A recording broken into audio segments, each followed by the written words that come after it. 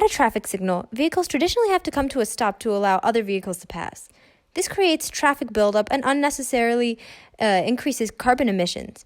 We wanted to find a way to avoid this, especially in a world that is beginning to turn towards automation for ease of several tasks in our daily lives.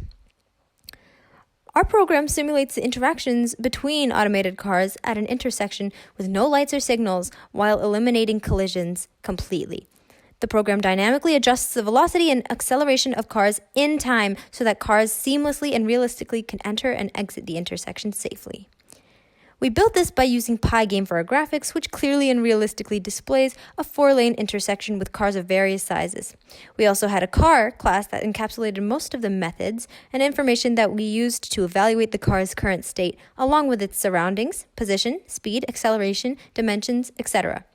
Most of the changes and interactions between cars was managed within the simulation class, which made several decisions and also displayed and updated our graphics. These two classes were able to communicate to accurately account for constant changes that occurred at the same time.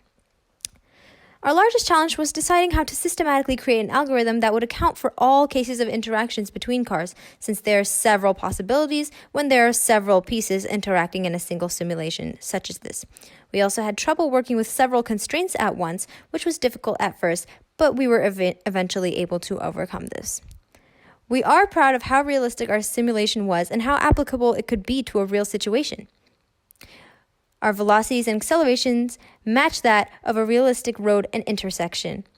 We are also proud of our work in working with several moving pieces and having them all communicate with each other in a clean and organized way. We learned how to work with several pieces of a problem and bring them together for a seamless solution. We learned that this would require a lot of organization and a lot of modularization.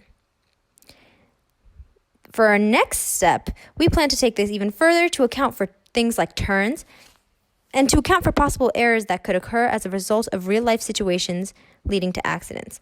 We could also try to constrain speed and acceleration more and randomize these data based on experimental data to better emulate the real variations that can occur in non-automated cars.